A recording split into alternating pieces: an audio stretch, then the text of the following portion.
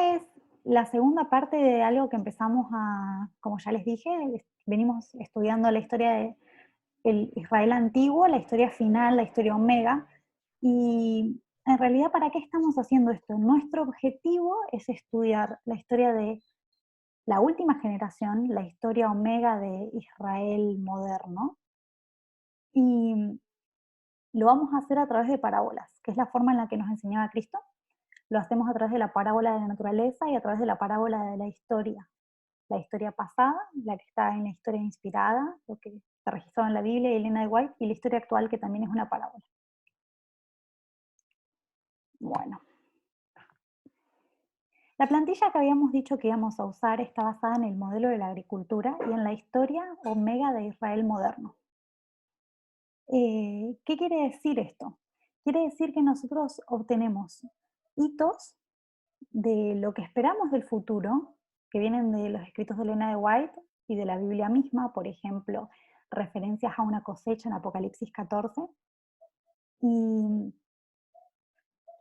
lo ponemos en contraparte con la lluvia tardía, la lluvia temprana, que son por, que están dados por Elena. Elena nos hace estas conexiones, ¿no? Nos dice que tenemos que orar por la lluvia tardía, que es por el Espíritu Santo, y el periodo de cosecha, nos pone después el cierre de puerta de gracia, entonces ella une ciertas cosas de la naturaleza, de cómo crece el trigo, con la historia del planeta. Habíamos dicho que teníamos 4 hitos, 4 dispensaciones en nuestra plantilla, que es el periodo de arado, que es cuando se remueven los espinos y las rocas para poder plantar una semilla, el periodo de lluvia temprana, el periodo de lluvia tardía y el periodo de cosecha, que es cuando obtenemos el grano que venimos esperando, y después esto concluye cuando se lleva este grano al granero celestial. Cuando estamos hablando del modelo de la agricultura, sin embargo, no nos estamos refiriendo a plantas. Lo usa Cristo como una parábola para hablarnos del proceso de salvación y el proceso de separación final entre dos clases de personas. Lo que vimos en la clase pasada fue esto. Tenemos estos 5 hitos que separan 4 dispensaciones. Y me pareció relevante mencionar la definición de hito. ¿Qué es un hito? Un hito es un acontecimiento puntual que es significativo y marca un momento importante en el desarrollo de un proceso en la vida de una persona. Entonces vemos que tenemos hitos que son significativos, eso es lo que es un hito. Esta es lo que es la parábola de Israel antiguo, la historia omega, que la tratamos de aplicar a nuestro tiempo. Entonces vemos que tenemos 5 cosas importantes que ocurrieron y 4 periodos en el medio. Y esta es la visión macro. Nosotros acá estamos considerando la última generación de Israel, cuando ya el pacto que Dios tenía con ellos termina y el Evangelio es llevado a los gentiles. El primer hito es el nacimiento, después tenemos el bautismo, el fin de las 70 semanas, que este es especialmente relevante porque acá es cuando terminan las 70 semanas de Daniel 9 y es el momento en que se lleva el Evangelio a los gentiles. Y tenemos la destrucción de Jerusalén y Patmos, que lo comparamos con el cierre de Puerta de Gracia y la segunda venida. Entonces, si nosotros superponemos, que esto es lo que hacemos siempre que estudiamos, comparamos líneas, hacemos parábolas y buscamos la similitud para tratar de aprender. Tenemos el modelo de la agricultura arriba, los hitos actuales que esperamos en la última generación, tanto pasados como futuros, y la línea de Cristo. Y tratamos de hacerlos encajar, ¿no? Entonces nos traen luz. Nosotros vemos que para nosotros, la última generación, el movimiento nace en 1989, que es un momento en el que se desbloquea, que hay eventos importantes a nivel interno y externo, y esto es importante identificar, y al igual que los líderes judíos, los líderes de Israel moderno tampoco estaban atentos a este cambio y estos acontecimientos, entonces no pudieron participar de la proclamación de ellos. Vemos que el bautismo de Cristo lo podemos alinear con el 2001. Por el descenso del Espíritu Santo, sabemos que el Espíritu Santo es comparado con la lluvia. Vemos que ahí empieza la lluvia temprana. La ley dominical se alinea perfectamente con el año 34 porque es el momento en que el pueblo judío, después de ser refinado o zarandeado, tenía que llevar el mensaje a los gentiles, ¿no? Sabemos que ese es el momento de la ley dominical, Incluso aunque sea un evento futuro, nosotros estudiando los escritos de Elena nos damos cuenta que esto es así. Hay un zarandeo en la iglesia y después se da un mensaje al mundo. Se lleva el fuerte pregón del tercer ángel. Y eso es a partir de la ley dominical, cuando ese mensaje del tercer ángel es dado en aumento hasta que llega el fuerte pregón y después que todo el mundo tuvo la oportunidad de escuchar el mensaje y decidir por sí mismo, se cierra el juicio. Entonces hay un cierre de puerta de gracia, que lo comparamos con la destrucción de Jerusalén, especialmente porque Elena nos da este link en el primer capítulo del conflicto de los siglos. Ella dice que las plagas es como que vemos una sombra de ellas en la destrucción de Jerusalén y toda la pestilencia y el hambre que ocurrió en ese entonces. Y un periodo de cosecha que termina, ¿no? También pudimos identificar que Juan, el discípulo amado, es un símbolo de los 144.000, porque él está desde el principio con Jesús, él está en la cruz con Jesús, es el único que se queda ahí y se queda con la mamá de Jesús hasta el final, es el que vive la destrucción de Jerusalén, se decreta la muerte de él por herejía y por sedición, se lo trata de tirar a una olla de aceite hirviendo y sin embargo él sobrevive. Elena lo compara con Sadrach, Mesach y Abednego, y él está vivo cuando Cristo vuelve por segunda vez a Patmos a darle la revelación que él escribe en Apocalipsis. Todo esto está en la primera clase y los que necesiten el apunte se los puedo pasar para que lo estudien.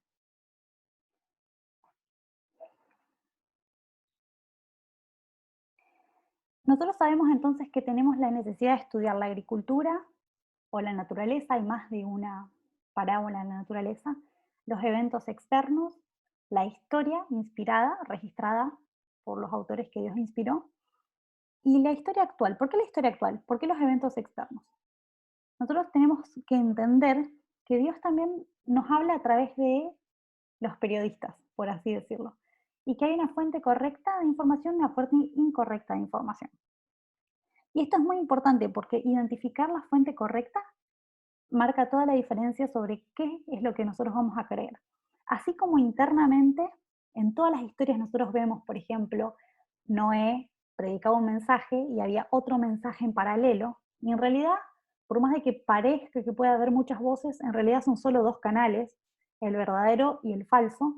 Así también en el mundo. Sabemos que Dios tiene pueblo en el mundo, que va a llegar un momento después de la ley dominical cuando nosotros los vamos a invitar a que ellos salgan de Babilonia.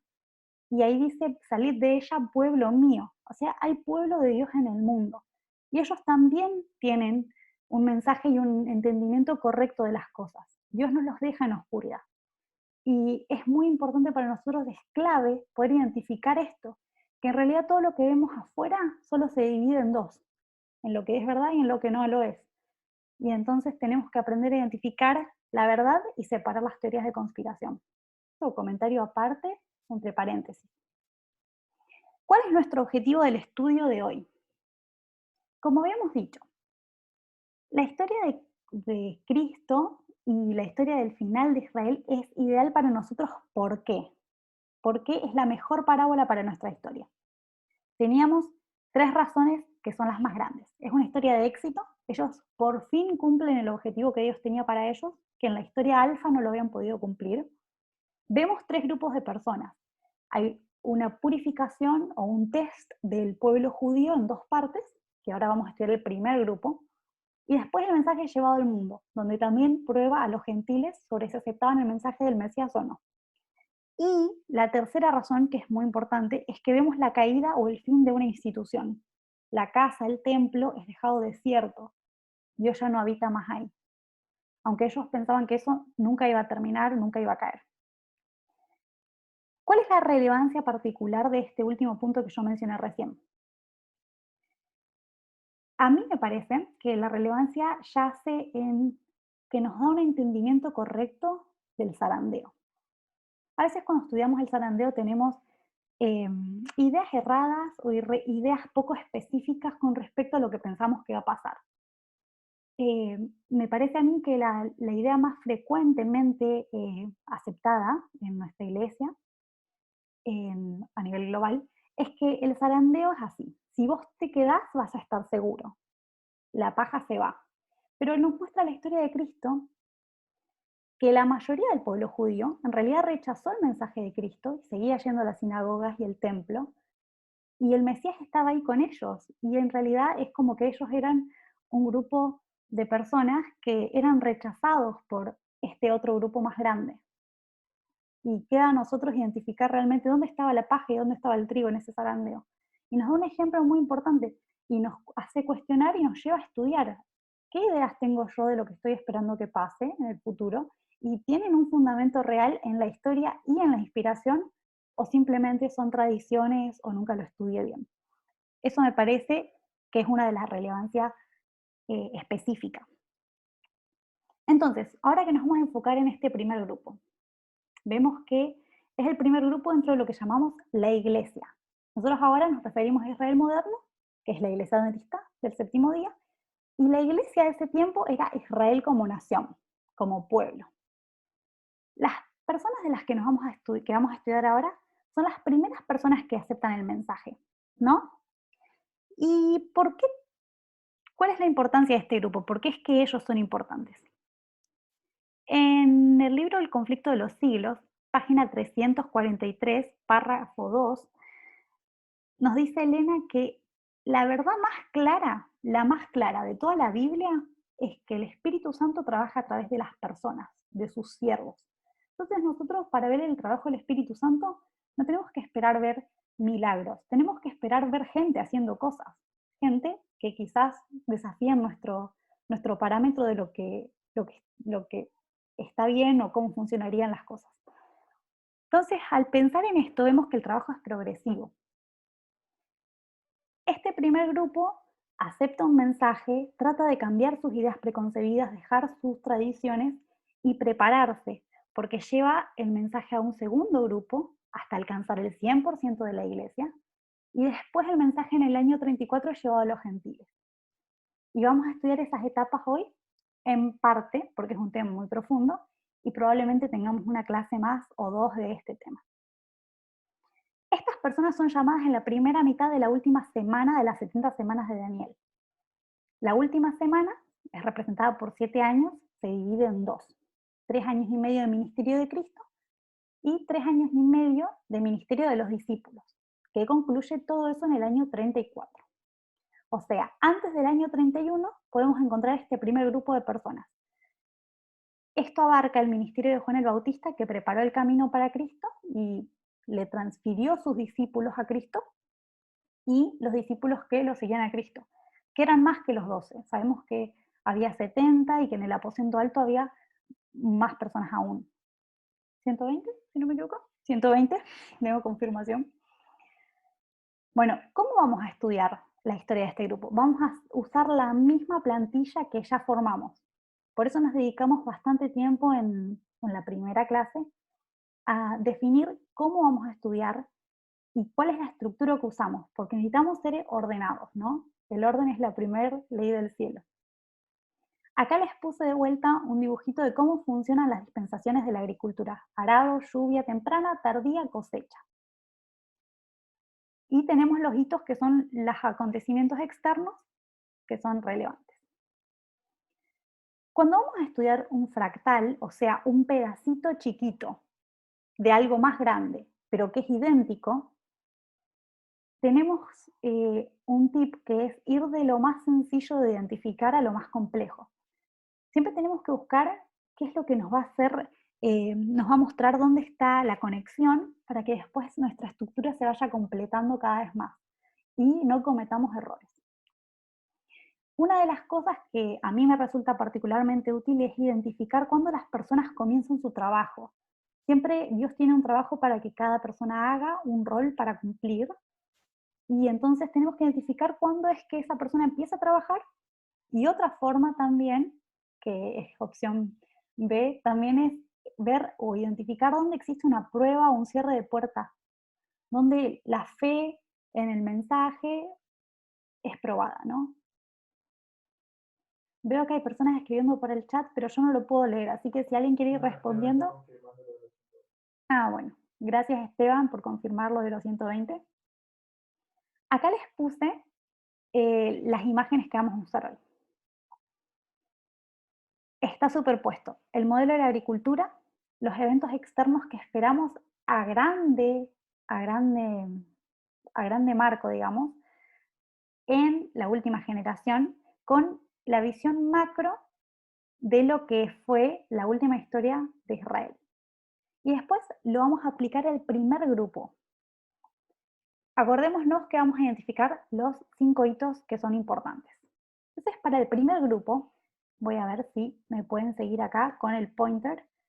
Tenemos que el primer grupo sería antes del año 31, que es lo que dijimos, ¿no? Claudia, ¿tenés una pregunta? ¿No? Bueno, Perdón, me confundí, perdón, perdón. no pasa nada. Yo estoy atenta por ahí. Si alguien tiene algún comentario que quiera hacer, puede desbloquear el micrófono o lo dejamos para el final y también lo respondemos. Entonces, nosotros vamos a estar estudiando, como dijimos, el primer grupo, que es a partir del año 31 hacia atrás, ¿no? Que son el primer grupo que se forma en los primeros 3 años y medio del ministerio de Cristo, que acá está expandido. Entonces vemos que el Pentecostés lo pusimos como el último hito y la crucifixión la pusimos en el año 31 acá. Y tenemos que encontrar más hitos porque cuanto más hacemos zoom, más detalles encontramos. Entonces acá tenemos el fractal. Vemos que el periodo de arado, lluvia temprana, tardía y cosecha es idéntico, ¿no? Porque eso es lo que nos guía. Entonces ahora vamos a tratar de encontrar los eventos que ocurrieron en la historia de Cristo y los eventos que ocurrieron en nuestra historia. Yo sé que hay algunas personas nuevas acá quizás, pero cuando nos referimos a nuestra historia, no nos referimos a, por ejemplo, mi historia particular. Nos referimos a la historia de un movimiento profético que empezó en 1989 y todos los eventos que ocurrieron, que como yo llegué relativamente nuevo, mucho de ello me lo contaron, ¿no? Es historia pasada reciente. Y como se requería de, por ejemplo, las personas que escuchaban a los discípulos hablar de Cristo, que ellos no habían tenido el placer de conocerlo, tenían que basar su fe en el testimonio de otros, así también se requiere de nosotros en cierto punto que hagamos eso. Entonces tenemos el nacimiento de Cristo, un aumento de conocimiento, una formalización del mensaje. Acá es cuando empieza eh, el ministerio de Juan el Bautista. Juan el Bautista comienza su ministerio aproximadamente unos 6 meses antes que Cristo, porque él cumplió 30 años 6 meses antes. Él era un sacerdote, su papá era sacerdote, era de la tribu de Leví, y a los 30 años es cuando los sacerdotes tenían que empezar a trabajar. Juan el Bautista no se formó no fue a estudiar con los sacerdotes de su tiempo, sino que fue al desierto a estudiar. Y él comienza su trabajo 6 meses antes y su objetivo era preparar a las personas para que acepten a Cristo. Una de las características del primer mensajero que llega que siempre decimos que en el tiempo del fin llega el primer mensaje angélico, 1989, no es que Juan el Bautista empezó a trabajar cuando nació, ¿no? Pero es cuando empieza el periodo del primer ángel, cuando lo alineamos con los 3 mensajes angélicos. Esto quiere decir que Juan era el primer mensajero de esta historia. Y entonces su objetivo era preparar a las personas informándoles que el tiempo estaba cerca, que el tiempo de que se cumplía la profecía estaba cerca. Entonces, él empezó a predicar esto y él lo que tenía correcto era el tiempo. Pero él todavía traía un montón de tradiciones de, del pueblo, de la misma nación, de su propio padre. Por más de que él no haya ido a estudiar con los sacerdotes y los rabís de la época, asimismo él eh, tenía algunas ideas erradas que él todavía mantenía. Él esperaba, de hecho, que Cristo fuera un gran rey que derroque a los romanos. Entonces él empezó a preparar el camino para Cristo y predica que el tiempo se había acercado, pero no entendía bien la naturaleza del reino que Cristo venía a poner. Y eso es un problema, porque tenía un error de geografía. No entendía que el reino de Cristo era espiritual. Yo pensaba que era un reino terrenal que iban a convertirse en el gran imperio que deberían haberse convertido en la historia alfa. Pero la historia omega es distinta, ¿no? Entonces, bueno, Cristo viene a la escena en el bautismo, le pide a Juan que lo bautice. y después se va 40 días al desierto. Vamos a ver la siguiente, ahí está. Acá la vemos en mayor detalle. Vemos que se va 40 días al desierto para ser tentado y prepararse para la misión que tenía por delante. Acá todavía Cristo no empieza su trabajo. Es la llegada del segundo mensajero en escena. Sin embargo, él todavía no toma el liderazgo, no se hace cargo del movimiento como líder. Esto lo podemos ver en las bodas de Caná. Las bodas de Caná están en el capítulo 2 de Juan y vemos que hay un problema, ¿no? Falta vino en una boda y la mamá de Jesús sabía lo que él podía hacer. Entonces le pide por favor que haga un favor para ayudar a estas personas. ¿Y Jesús qué le dice?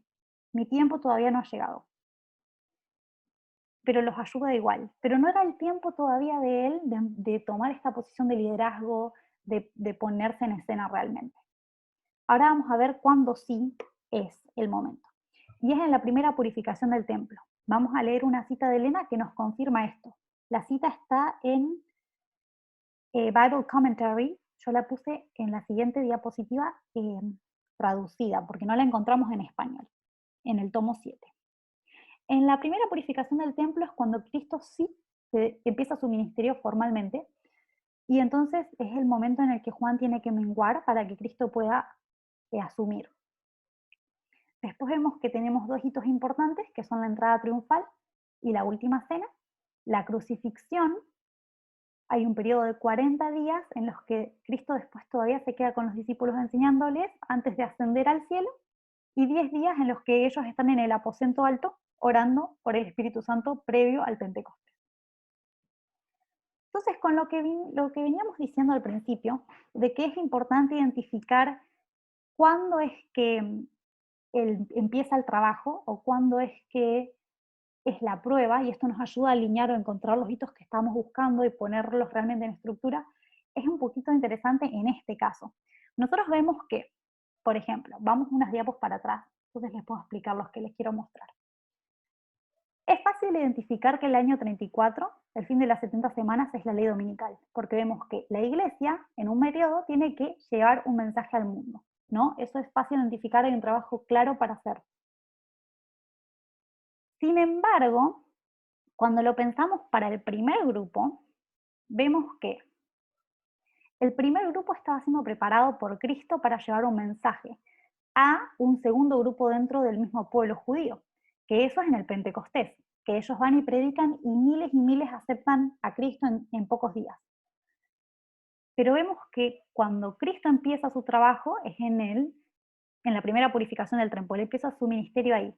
Entonces vemos como que es un poquito difícil en este periodo, en esta línea en particular, porque vemos que Cristo tiene un ministerio para empezar, pero al mismo tiempo está preparando a personas para que empiecen un trabajo que empieza cuando termina en realidad la historia de su grupo. No sé si hasta acá hay alguna pregunta. Si no, vamos a ir a la cita que les decía recién.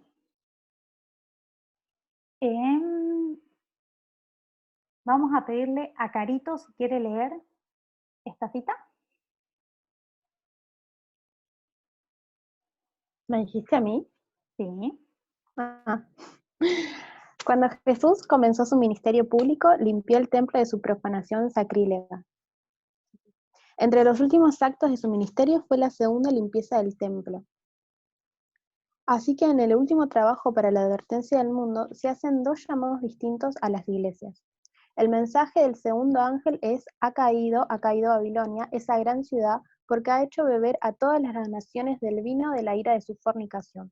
Y en el fuerte grito del mensaje del tercer ángel se oye una voz del cielo que dice: salid de ella, pueblo mío, para que no seáis partícipes de sus pecados y para que no recibáis sus plagas, porque sus pecados han llegado hasta el cielo y Dios se ha acordado de sus iniquidades. Gracias. Entonces, acá Elena es clara. ¿Cuándo comenzó su ministerio público Jesús? Enseguida, en el momento que limpió el templo, ¿no? Es como que están casi superpuestos. Entonces podemos marcarlo ahí. Vemos un cambio de liderazgo entonces acá. Vamos a pedirle a Esteban si quiere leer esta cita de primeros escritos. A ver, aguardame un segundito. Te aguardo. Ahora sí. Juan informó a sus discípulos que Jesús era el Mesías prometido, el Salvador del mundo. Mientras terminaba su obra, enseñó a sus discípulos a mirar a Jesús y seguirlo como el gran maestro. La vida de Juan estuvo cargada de tristeza y abnegación.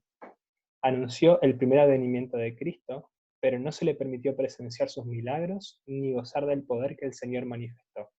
Juan sabía que debía morir cuando Jesús asumiese las funciones de maestro. Rara vez se oyó su voz fuera del desierto. Hacía vida solitaria. No se aferró a la familia de su padre para gozar de su compañía, sino que se apartó de ella para cumplir su misión. Muchedumbres dejaban las atareadas ciudades y aldeas y se aglomeraban en el desierto para oír las palabras del asombroso profeta. Juan aplicaba la segor a la raíz del árbol. Reprobaba el pecado sin temer las consecuencias y preparaba el camino para el Cordero de Dios. Muchas gracias, Esteban. Acá vemos el cambio de liderazgo claramente. Él estaba menguando y entonces él tenía discípulos que lo habían seguido al primero y le trata de transferir la lealtad que los discípulos depositaban en él hacia Cristo y les decía que lo tenían que seguir a él. Y él se dio cuenta que cuando Cristo asumiera sus funciones, él debía morir. Una cosa interesante que vamos a ver ahora es que la lealtad no se transfiere tan fácilmente, ¿no? Y entonces vemos que en esta historia hay dos grupos de discípulos, que estaban todos del mismo lado, por así decirlo, ¿no? No es que eran dos grupos de personas diferentes como el trigo y la cizaña, pero dentro del movimiento había dos facciones. Las personas que no podían transferir su lealtad de Juan el Bautista a Jesús tan fácilmente y las personas que directamente sí se consideraban discípulas de Cristo personalmente. Vamos a ver qué dice Elena de Juan el Bautista acá. Está hablando de Juan, ¿no? Dice, veía que el flujo de la popularidad se apartaba de él para dirigirse al Salvador. Día tras día disminuían las muchedumbres que le rodeaban. Cuando Jesús vino de Jerusalén a la región del Jordán, la gente se agolpó para oírle. El número de sus discípulos aumentaba diariamente. Muchos venían para ser bautizados, y aunque Cristo mismo no bautizaba, sancionaba la administración del rito por sus discípulos. Así puso su sello sobre la misión del precursor. Vemos acá que Cristo fue respetuoso con el precursor y de hecho aprobó la misión que Juan hizo. Pero los discípulos de Juan miraban con celos la popularidad creciente de Jesús. Estaban dispuestos a criticar su obra y no transcurrió mucho tiempo antes de que hallaran ocasión de hacerlo. Se levantó una cuestión entre ellos y los judíos acerca de si el bautismo limpiaba el alma del pecado. Ellos sostenían que el bautismo de Jesús difería esencialmente del de Juan. Pronto estuvieron disputando con los discípulos de Cristo acerca de las palabras que eran propias de utilizar al bautizar. Y finalmente, en cuanto al derecho que tenía Jesús para bautizar. Entonces vemos acá que los discípulos de Juan se pusieron celosos y se empezaron a pelear con los discípulos de Cristo. Pero esto no era lo planeado.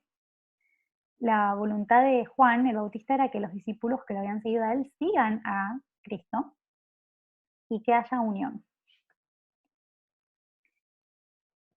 Vamos a ver ahora sobre la naturaleza del reino. Simplemente marqué la parte amarilla, entonces vamos directo al grano. Esta es una cita del deseado de toda la gente. Como los discípulos del Salvador, Juan el Bautista no comprendía la naturaleza del reino de Cristo.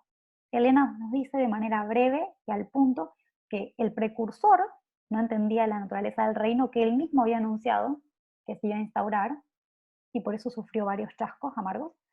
Y los discípulos que lo seguían a Jesús tampoco la entendían. Entonces acá queda bien claro eso. ¿Qué expectativas tenía Juan? Vamos a leer particularmente lo que está marcado. Lo voy a ir leyendo yo. Nos habla de que Juan había reprendido la iniquidad, de que no tenía miedo de hacerle frente al rey Herodes, de que reprobaba el pecado con claridad. Y ahora desde su mazmorra, desde su calabozo, esperaba ver al león de la tribu de Judá derribar el orgullo del opresor y liberar a los pobres y al que clamaba. Pero Jesús parecía conformarse con reunir discípulos alrededor suyo, sanar y enseñar a la gente. Comía en la mesa de los publicanos, mientras que cada día el yugo romano pesaba siempre más sobre Israel. El rey Herodes y su vil amante realizaban su voluntad, y los clamores de los pobres y dolientes ascendían al cielo. ¿Qué expectativas tenía Juan? Que Cristo fuera un rey poderoso terrenal que liberara a Israel y le devolviera su soberanía nacional, ¿no? Que echara a los romanos del territorio, que vuelvan a la gloria que tenían en tiempos antiguos. ¿Pero qué hacía Cristo? Cristo sanaba a las personas, era amable, se sentaba con los pobres, les enseñaba, se sentaba con los publicanos, con los pecadores. Era bastante liberal. El primer mensajero era conservador y no entendía esto. Acá seguimos hablando de Juan el Bautista. Todo esto parecía un misterio insondable al profeta del desierto. Había horas en que los susurros de los demonios atormentaban su espíritu y la sombra de un miedo terrible se apoderaba de él. ¿Podría ser que el tan esperado libertador no hubiese aparecido todavía? ¿Qué significaba entonces el mensaje que él había sido impulsado a dar? Juan había quedado acerbamente chasqueado del resultado de su misión. Había esperado que el mensaje de Dios tuviese el mismo efecto que cuando la ley fue leída en los días de Josías y Esdras, y que seguiría una profunda obra de arrepentimiento y regreso al Señor. Había sacrificado toda su vida al éxito de su misión. ¿Habría sido en vano? Acá vemos que Juan el Bautista tiene estas dudas horribles de si lo que él le había dedicado toda su vida, desde chico, si había sido en vano, si había cometido un error, si Cristo no era la persona, ¿qué estaba pasando?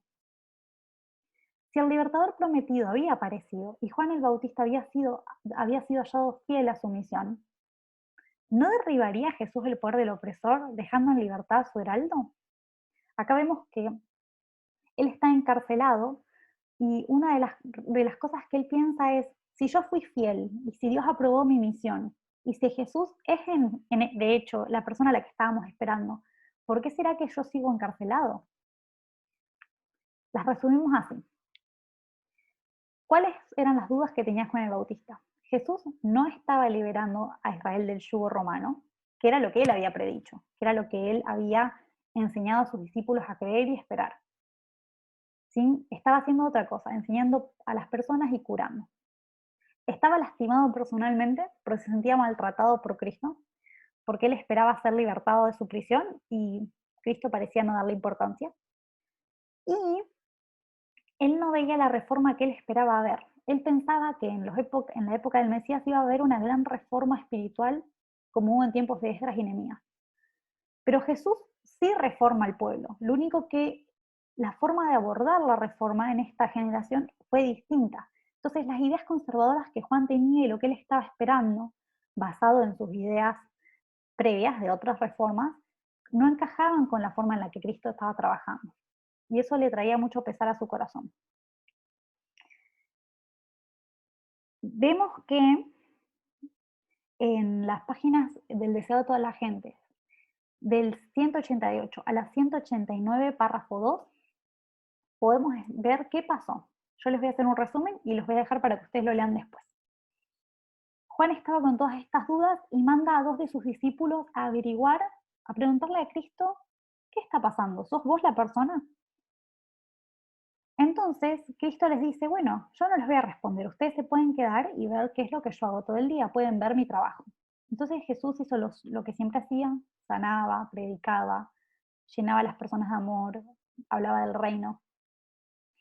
Y después le manda con sus discípulos una suave reprensión a Juan. Juan entendió de que Cristo sí era el Mesías que había de venir y entendió de que era un reino espiritual el que Cristo había venido a instaurar.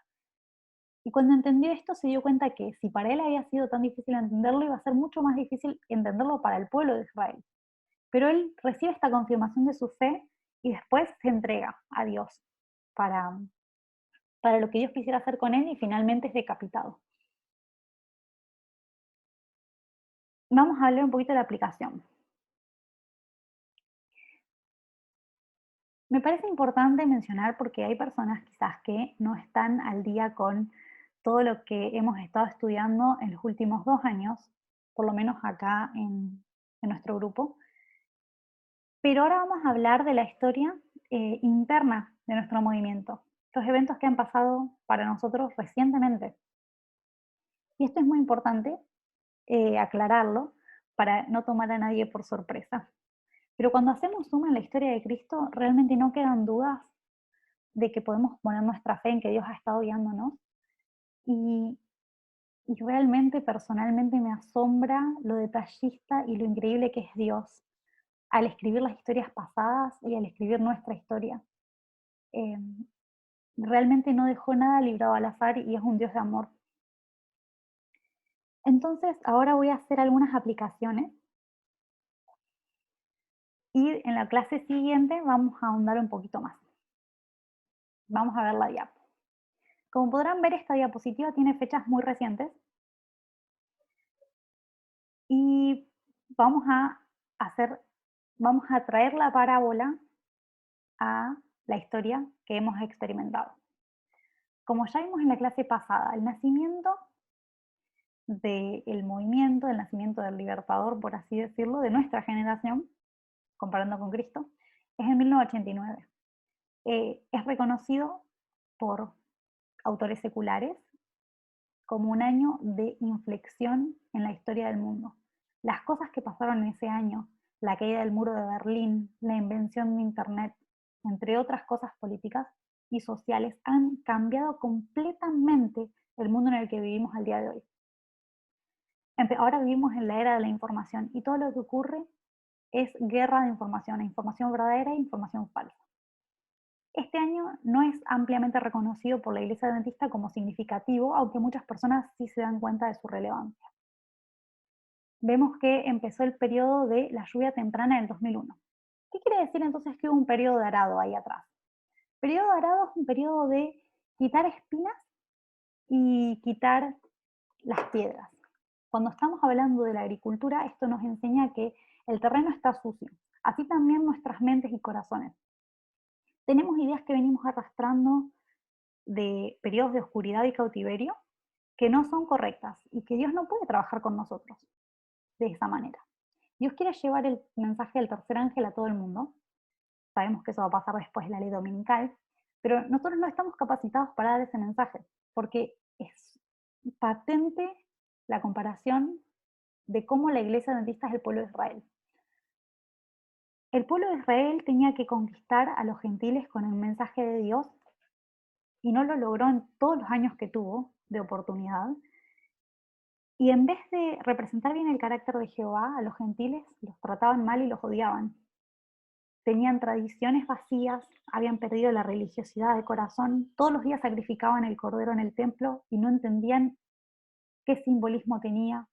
Elena, en el deseado de todas las gentes, nos da una versión sumamente cruda y expuesta de cómo estaba el pueblo judío realmente en la época de Cristo. Y es terrible. Y después nos da muchas comparaciones de que nosotros como institución estamos exactamente igual. Y esto es lo que nos cuesta ver. Justamente esa es la característica de la Odisea. Se nos dice que estamos ciegos y nosotros insistimos con que tenemos buena visión.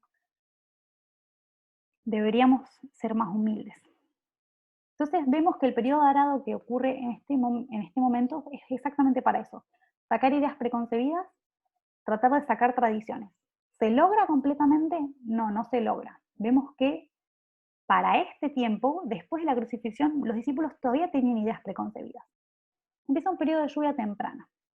En el bautismo de Cristo es cuando aparece el segundo mensajero. Nosotros sabemos que la persona que empezó a estudiar Daniel 11, 40 al 45, y el hecho de que la historia se repite, se llama Jeffrey Pincher. Y es la persona que es representada por Juan el Bautista en esta parábola. Él tuvo un ministerio y él entendía algunas cosas bien y otras cosas no las entendía. Una de las características es que Juan el Bautista entendía el tiempo, entendía que vivíamos en un tiempo especial, que teníamos que prepararnos. Y eso fue el mensaje que él fue llamado a dar. Pero cuando viene Cristo a escena, que es el segundo mensajero, vemos que en realidad Juan no había entendido para nada la naturaleza del reino que Dios quería establecer en esa generación y que tenía muchas tradiciones conservadoras que no se alineaban con la obra que en realidad se iba a terminar haciendo. Nosotros vemos que así ocurre lo mismo. En el 2001 es el momento en el que llega el segundo mensaje angélico para este fractal. Estamos hablando en un fractal.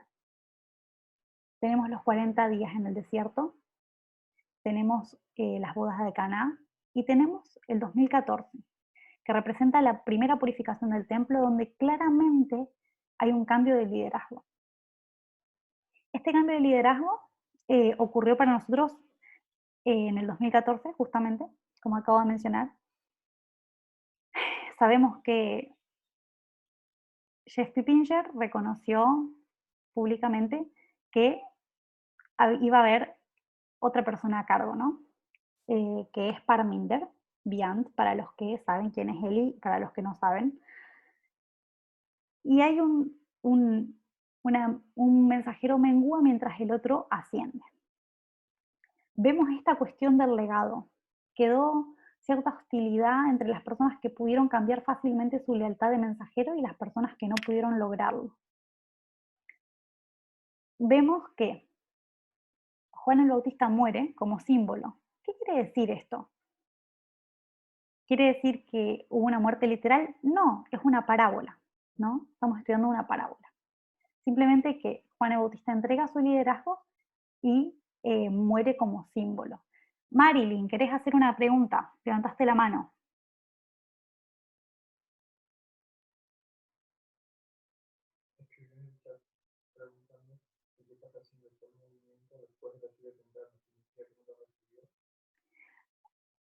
Marilyn, me dice acá Luis, que está al lado mío, de que escribiste en el chat preguntando que si entraste al movimiento después de la lluvia temprana, si no la recibiste.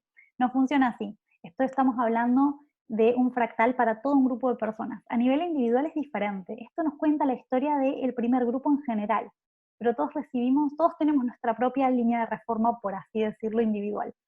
En un momento en el que empezamos a estudiar, recibimos el arado, recibimos la lluvia temprana, la lluvia tardía, somos cosechados. Esto estamos estudiando a nivel del grupo. Bueno, la entrada triunfal en la época de Cristo fue un periodo fue interesante, porque esa semana hubo la entrada triunfal y unos días después la última cena y fue llevado al juzgado, ¿no? En la entrada triunfal nosotros lo comparamos con el clamor de medianoche. ¿Por qué? Porque hubo perfecta unidad en la entrada triunfal. Todos los milagros que Cristo había hecho, Lázaro estaba ahí, y todos los ciegos y todos los cojos que él había curado y todas las personas que él había ayudado estaban ahí proclamando Hosana, Hosana. Era un momento de unidad en el que todo parecía que iba a estar bien. Todos pensaron que ya estaba pronto a ser establecido el reino que ellos esperaban. Y después sufren un amargo chasco, ¿no? En menos de una semana después. Tenemos la última cena, que es cuando Judas traiciona a Cristo. Y tenemos la crucifixión. ¿Qué ocurre en la crucifixión? Vemos que los discípulos están confundidos, no saben bien qué había pasado. Cristo muchas veces, en repetidas ocasiones les dijo, es necesario que yo muera, voy a ser entregado.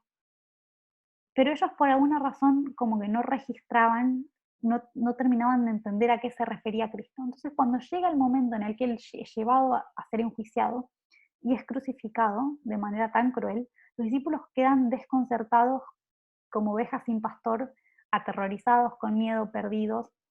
Como vimos en la primera clase, el único que permanece al pie de la cruz realmente es el discípulo Juan, que era el discípulo amado, que estaba acompañándola a la mamá de Jesús. Sabemos que eso para nosotros fue el año pasado. El año pasado fue un año lleno de acontecimientos políticos y sociales que todo el mundo se está dando cuenta que la historia de este mundo está tomando un giro muy interesante políticamente, y realmente hay que vivir debajo de una roca para no darse cuenta de ello. Y posterior a la crucifixión tenemos el periodo de cosecha de este primer grupo. Vemos que es un tiempo de angustia porque los discípulos no entendían bien qué pasaba. Ese sábado que Cristo estuvo en la tumba, ellos tenían mucho miedo de que los romanos los agarren a ellos también y quizás les hagan daño. Pero después de la resurrección, Jesús se queda 40 días con ellos enseñándoles. ¿Qué es lo que les enseñaba? Les enseñó las mismas cosas, las mismas parábolas que ya les había enseñado antes, pero que ellos no habían entendido. Entonces vemos que si la lluvia representa el Espíritu Santo, y tenemos lluvia temprana y lluvia tardía, y la lluvia en realidad es un mensaje que el Espíritu Santo da a través de los seres humanos a otros seres humanos, vemos que en el periodo de cosecha no hay lluvia, ¿no? No llueve cuando se cosecha. Entonces, en el periodo de cosecha, que es después de la crucifixión y antes del Pentecostés, lo que los discípulos tenían que hacer no era recibir un mensaje nuevo o estudiar otra cosa. Lo que ellos tenían que hacer era entender lo que Cristo ya les había dicho, pero que ellos todavía no habían terminado de entender. De hecho, vemos claramente en el primer capítulo de Hechos, ¿no? Ellos le preguntan, Señor, ¿vas a restaurar el reino de Israel en este tiempo? Todavía tenían ideas que Juan el Bautista les había dado sobre la geografía errada del reino, sobre la naturaleza del reino, no terminaban de entender el reino de Cristo y ya habían pasado por todo un proceso de purificación y crecimiento y habían pasado años con Jesús en los que Jesús les trataba de enseñar estas cosas y ellos no las terminaban de asimilar. Cuando pienso esto, pienso qué bueno y qué paciente que es Dios con nosotros. Jesús asciende y ellos se quedan 10 días más orando para recibir el Espíritu Santo, orando por unidad. ¿Por qué oraban por unidad? Porque vemos que acá atrás, cuando hubo un cambio de liderazgo, había esta hostilidad entre las dos facciones de los discípulos. Entonces ellos oraban por unidad y podemos leer en Hechos de los Apóstoles y en el libro de Elena también, que ellos arreglaron todas sus cuentas y se prepararon para el trabajo que ellos tenían que hacer. Todo esto representa la cosecha. Es como que este primer grupo es una plantita de trigo, ¿no? Una plantita de trigo que creció, recibió su lluvia y fue cosechada. Y cuando ellos por fin son cosechados, están listos para cumplir su misión. ¿Y cuál era su misión de este grupo de discípulos, que eran 120? Llevar este mensaje mensaje en parábolas, que les había tardado cerca de más de 3 años, casi 4 años en entender, ¿no? Llevarlo y explicárselo al resto de Israel para que ellos se puedan unir a la iglesia primitiva, que ellos puedan aceptar el Mesías y se puedan unir a la iglesia primitiva, pero eran un grupo muy perseguido en ese tiempo. Ahí es cuando ellos tenían que cosechar al otro grupo. Por ejemplo, Elena nos dice que en el Pentecostés hubo una gran cosecha. Vemos entonces que paralelamente a la lluvia temprana, a la lluvia tardía y la cosecha del primer grupo, el segundo grupo también estaba pasando su proceso de arado, de lluvia, y estaba esperando simplemente ser cosechado. Es como que el primer grupo actúa solamente de segador para el segundo grupo. Y estos dos grupos juntos, que conformaron la iglesia primitiva, tenían que ir a partir del año 34 a trabajar cosechando a los gentiles. Y esto es excelente porque nos muestra bien lo que va a pasar en nuestra época, lo que está pasando. Creo que esta es la última diapositiva. Me parece que sí. Vamos a volver un poquito para atrás, a ver si me faltó algo. Entonces vamos a repasar de vuelta la línea de arriba, que es la línea grande. Vemos que hay dos grupos de personas que después llevan el mensaje al mundo. Y eso es lo que estamos esperando que pase en la gran línea, la visión macro de la historia final del mundo. Tiene que haber un zarandeo en la iglesia, primero, y las personas que se preparen y acepten el mensaje profético para ese tiempo y tengan la visión correcta, libre de tradiciones, libre de ideas de Babilonia y libres de cualquier otra piedra o espina, puedan llevar un mensaje puro para que los gentiles puedan aceptarlo, para que el mundo pueda aceptarlo. Que ahí es cuando se va a dar el fuerte pregón del tercer ángel, que vamos a invitar a personas ateas y de otras denominaciones a que se unan a la iglesia triunfante, previo a que se cierre la puerta de gracia y Jesús deje de interceder por nosotros y previo a que Jesús venga. Eso es lo que nos toca a nosotros. Entonces, todas estas estructuras nos ayudan a entender a nosotros dónde estamos, qué está pasando y qué rol jugamos. Y es realmente muy importante porque si estudiamos a fondo estas historias, podemos ver reflejada la historia que quizás muchos de nosotros estamos pasando. Quizás muchos de nosotros estamos confundidos o podemos encontrar nuestra historia explicada acá, en las líneas. Nos pasa esto porque a estas otras personas les pasó esto. Y esto que vemos acá afuera es en realidad lo que pasó en este otro momento. Y esa es la belleza de las parábolas, que nos ponen dos cosas para comparar y poder contrastarlas, ver las diferencias y compararlas, viendo sus similitudes. Y esto nos da luz y nos enseña sobre nuestra historia, dónde estoy yo y quién soy. Esto es muy importante, porque cuando nosotros estudiamos la historia de Juan el Bautista, la historia de Cristo y la historia de todas las personas que cumplieron un rol en la Biblia, la parte en la que ellos se daban cuenta de su propia identidad es una parte muy importante.